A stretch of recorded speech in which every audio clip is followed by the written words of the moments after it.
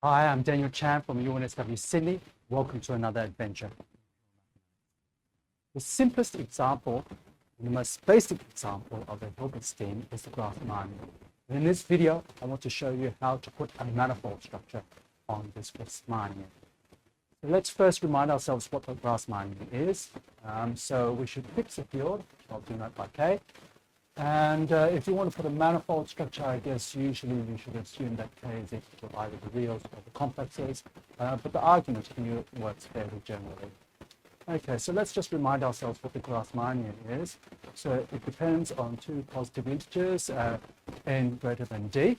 So what we do is we look inside K to the n, this n-dimensional vector space over K, and we just look at the set of all d-dimensional subspaces of this K to the n. And that is the Grassmannian. So the example that hopefully you've all seen before is the projective space, where you just look at one-dimensional subspaces of K to the n, and that gives you n minus one-dimensional projective space. So to put a manifold structure on this set, so remember at the moment this is just a set, okay? And you can think of it as where you have some sort of vector space, maybe like three-dimensional space, and then you have subspaces inside there. And it seems to be that the points there, okay, the elements of this set do kind of move around in kind of continuous fashion, so they do form some sort of geometric object. But to actually put a geometry on it, we need a different way of viewing this thing. We need to have some sort of coordinates. And so the way we'll do that is the following, and this is a very, very common technique in moduli theory, and that's to express things in terms of orbit. So this is the orbit description of the Grassmannian. Okay, so let's firstly take some element of this Grassmannian, some subspace W of this Kn of dimension D. Okay, so the first thing that you can do to pin down, okay, which subspace do you have? Okay, so to do that, what you can do is you can give some sort of ordered basis. Okay, if you give that ordered basis of vectors W1 up to WD, that will pin down what is this subspace. Okay, because you can just look at the span of that. Okay, so to record this information, we'll just make an n by d matrix A whose columns are W1 up to WD. And of course, the easiest way to see what is the corresponding subspace that corresponds to this D vectors, other than just span, is you can just look at the image of this matrix A. So the image of A is equal to W. So this will at least give you some coordinates which you can parametrize this subspace. Okay, so there's some way to lock in and describe that subspace, this element of the Grassmannian. Okay, so you're given this n by d matrix. The problem with this is that you can choose lots and lots of different ordered bases, okay, that will have the same, that will span the same subspace. In other words, this matrix will have the same image. Okay, so unfortunately, this choice is not unique. Okay, this is a many one-to-one map from these vectors to this subspace. So what we're going to do now is we're going to look at all the possible ordered bases for this W. What are they? So what happens when you try to change this ordered basis to another one? What happens to the matrix A? Well, you just apply some change of basis matrix. That's a P, which since you've got D vectors in this basis, this is a P, an element of GLD, and you just multiply on the right. Okay, so you just change this A, this n by d matrix with AP, where P is some invertible d by d matrix. And that's the only thing that you can do. You can change to anything of this form, and all the possible changes will get you all the different ordered bases of W. Now, if you're sometimes forget which side you should multiply on, the easiest thing to remember is that let's have a look at the image of this AP. Okay, here, to look at the image of the AP, you apply the P and then the A, and you look at the image of that composite function. So P is just a bijection on the domain, and then afterwards you apply the A. So of course, the image of this AP is the same as the image of A, which is W, so it hasn't changed. Okay, so that's the correct way around, and this is what you get. So what's the upshot of all this? So the upshot of all this is that you can look at the Grassmannian as given by this set here. It's defined in this way, and what you're going to do is you look at instead of just this W as a subspace, you're going to look at all its possible ordered bases. And all its possible ordered bases is basically a GLD orbit, where GLD acts on the set of n by d matrices, okay, the set of n by d matrices by multiplication on the right. But you're not allowed to have any n by d matrix. Remember, you want to make sure that these vectors are linearly independent. So you want the rank of this n by d matrix to be d. So I'll put here a rank equals d. So this symbol here means the set of matrices of size n by d which have rank equal to d. And what we'll do is we'll let GLD act on the right here. Okay, of course, it acts on n by d matrices just by right multiplication.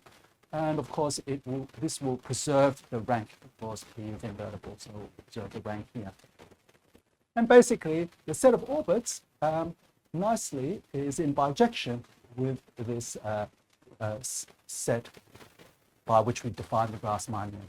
And the bijection is easily given. You take any matrix inside here, it doesn't matter which element in the orbit, and you just look at the image. Okay, they'll all have the same image. And that'll give you a subspace which is d-dimensional, and hence at the point of the Grassmannian. And this map is both injective and surjective, so you have a bijection here. So what we're going to do instead is we'll look at the Grassmannian as this orbit space here, and we're going to put a manifold structure on this. Okay, and the point is that this is actually very similar to what happens with projective space. Okay, so let's just recall what happens when d equals 1. In this case here, d equals 1, there's just one vector here. So basically, you have one vector, that's your basis for your one-dimensional vector space. And since the basis is rank 1, and what does rank 1 mean? It just means that this is a non-zero vector. So that means that one of these coordinates has to be non-zero. So suppose wi doesn't equal 0. So if you have such a vector like that representing an element of the projective space, okay, that essentially gives you a point of a patch of Pn minus 1, remember, and that corresponds to the patch where wi doesn't equal 0. So remember, how do you construct this projective space? Okay, you look essentially at vectors, non-zero vectors, and you can write this as a union of open sets, the open sets corresponding to each of the coordinates, and you want that coordinate to be non-zero. That's some open subspace. This is an open condition. That's an open subspace, and then when you look on that open subspace, it turns out that you can scale it so that this is going to be 1, and on scaling it to be 1, you'll see that you'll get some sort of set which is naturally isomorphic to affine space, and hence you have a manifold structure here. So let's see how we can generalize that setup to the case, firstly, where d equals 2. So now you have two columns. So here are the two columns, okay? And we want to look at rank 2 matrices now. So what's the analog of what we do here? The patches here where this wi is non-zero. If it's rank 2, how do you get rank 2? Well, I guess the easiest way to think about rank is you do some row echelon reduction. So you reduce it to row echelon form. And for it to be rank 2, that means that it has 2 non-zero rows. I mean, both columns have to be leading, so there'll be 2 non-zero rows. And that tells you that some 2 by 2 minor has to be non-zero. Okay, so this is the key point. Some 2 by 2 minor has to be non-zero. So it seems like here you had a single coordinate is non-zero, but here what you want is some 2 by 2 minor to be non-zero. So this suggests how you get the patches. Here you had one patch for each of the coordinates and you wanted that to be non-zero. Here instead you want the patches to be looking at a choice of 2 of the rows, 2 of the n rows. So the n choose 2 of them, and you look at that 2 by 2 minor, and the matrices that you're looking at are where that 2 by 2 minor, okay, is non-zero. Okay, so since you're only looking at the case d equals 2 here, you're looking at rank 2 matrices, okay, then you know that some 2 by 2 minor is non-zero. Okay, so that's great. It seems like we have an analog of what should be the patches in this case where d equals 2. Okay, so let's just consider the simplest patch. The simplest patch is where the first 2 rows, okay, are going to have a non-zero minor. And so that means that if you look at the first two rows, W11, W12, W21, W22, the determinant of this is non-zero. So this is just an invertible matrix. We'll call that invertible matrix P. Okay. And so A is, of course, equivalent. Okay. It's in the same orbit as AP inverse. So if you multiply this here by P inverse, okay, you'll get something with the same orbit. So it has the same image, describes the same element of this Grassmannian. What it will do is it will undo, so to speak, the first two rows. So you get the identity matrix here. And then it will do something else to the rest of these numbers down the bottom. So what we'll do is the changed numbers down the bottom, we'll hit it with a prime. So this is 131 prime here, 132 prime, all the way down to W31 prime, W32 prime in this third row, all the way down to the nth row is WN1 prime, WN2 prime. Okay. So we replace this A with this AP inverse, and that's what you get here. So you have an identity here. So remember what we did in the case of projective space, okay? So what you want to do if you want to look at this patch where Wi does not equal 0 is, remember, you can scale by non-zero scalars, okay? And it will give you the same point in projective space. So you divide by this Wi to make that 1. Here you divide by this matrix here, 2 by 2 matrix, to get not 1, but the identity matrix in the first two rows. Okay, so it's completely analogous to what you see in the case of projective space. Okay, so that's great. And what do we conclude from here? Okay, so that means that for each of these orbits in this patch where the first two rows is invertible, okay, has a non-zero 2 by 2 minor, okay, you have a unique element in this orbit such that the first two rows become the identity matrix. So that means that it's uniquely determined, this orbit, okay, so the GL2 orbits on this patch are uniquely determined by all these other numbers here. Okay? So it's determined by all these rows, so W31 prime, W32 prime, W31 prime, W32 prime, all the way down to the nth row, WN1 prime, WN2 prime. And how many coordinates are there? Well, this was 2 by n, so now it's 2 by n minus 2 because the first two rows we fixed to be the identity. Okay, so we'll have here 2, which is the D, and the n minus D, which is n minus 2 in this case. And of course, what possibilities can you have for the bottom two? Well, you can clearly see that anything of this form is definitely rank 2. Okay, when you do the row echelon form of this, of course, you'll clear out everything here, and this. And you can see, of course, also that these two are linearly independent. Okay, so these can be arbitrary. So basically, on this patch, if you're assuming that the 2 by 2 minor corresponding to the first two rows is going to be non-zero, okay, then all the corresponding points in the Grassmannian can be recorded uniquely by this 2 times n minus 2 tuple, okay, which gives you all these other coordinates there, okay. In that way, you get this patch.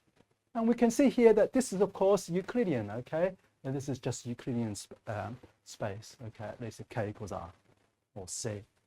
So here on this patch, you get affine space. Okay, so I guess the next thing that you have to do is you have to check that the transition functions. But before I do that, I just want to mention that actually the Grassmannian is also a projective variety. And although I won't be able to prove that today, I'll have to prove that in a later video.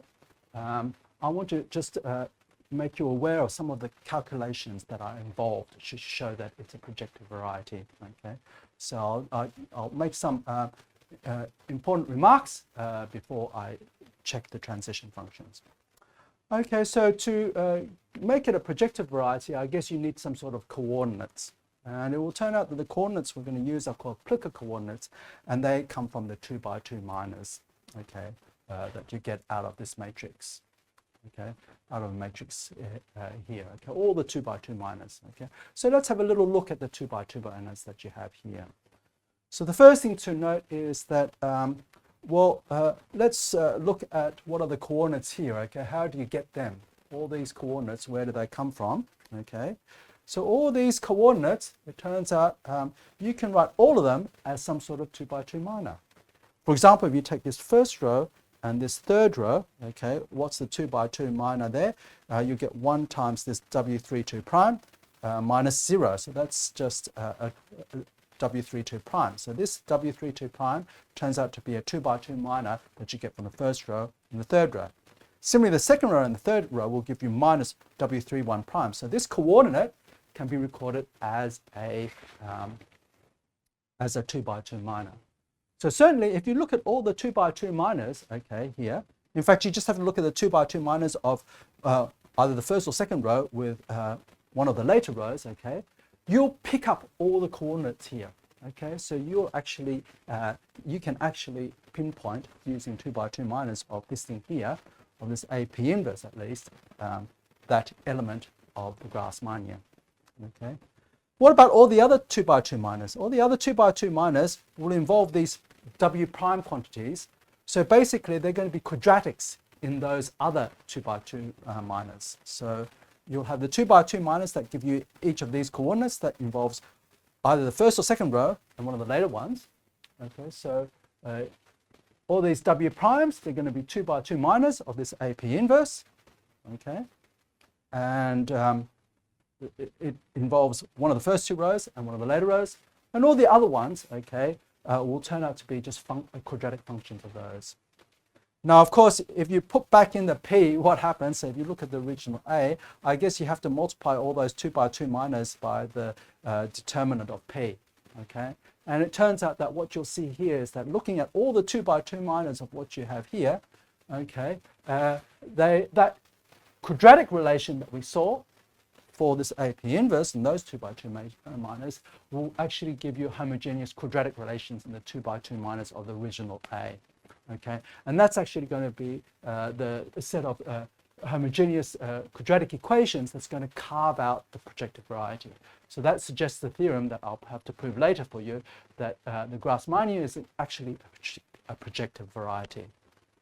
Okay, so let's finish off the proof that, in fact, I've given you a manifold structure for the Grassmannian. And to do that, the last step is just to check the transition functions.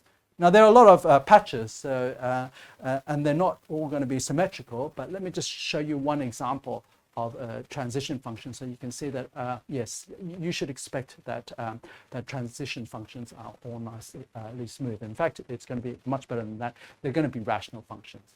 Okay, so let's look at the patches. Let's look at one patch where firstly the first 2 rows is going to be have a non-zero 2 by 2 minor, and let's suppose n equals 4 here, and let's suppose the last 2 also has non-zero minor. Okay, so you'll have basically it'll be a 4 by 2 matrix. Okay, and the top 2 rows, that's going to be a 2 by 2 matrix P, which is invertible, and the bottom 2 rows will be Q, that's going to be invertible. So let's just take the simple case where n equals 4 and d equals 2, and we're looking at those 2 patches. So A has this form PQ, but invertible matrices. If you want to look on the patch where this first 2 by 2 minor is non-zero, you have to divide by this P, so to speak. So when you divide by P, you can ident up the top, and the coordinates there, okay, with which you'd identify with affine space is QP inverse, just the entries of this 2 by 2 matrix here. If you want to swap over to the other patch, though, you need to make an I in the last 2 rows. So you multiply on the right by Q inverse, so you get PQ inverse. So the transition function is you go from these coordinates here, QP inverse, to PQ inverse. Transition function is QP inverse goes to PQ inverse. And PQ inverse is, of course, how is it related to that? That's just the inverse of this. When you invert this, you have the inverse of P inverse P, and the inverse of Q is over there. So basically, the transition function here is just inverting a 2 by 2 matrix. And if you invert a 2 by 2 matrix, okay, what is the function that you're applying on each of the coordinates? Well, basically, it's given by Cramer's rule. And of course, the only thing that you see in Cramer's rule is you'll have a function of the entries, okay, which is a polynomial function, and the only thing that occurs in the denominator is the determinant, okay, which is a polynomial function. So this is a rational function. And so that's a nice function, and that's why you get smoothness of the transition functions. In fact, they're rational functions. Okay, so you can check this for all the other patches and for larger n by 2 matrices as well. And this actually generalizes further if you want to have the case where d is bigger than 2. If d is bigger than 2, how do you generalize this? I hope you can kind of guess.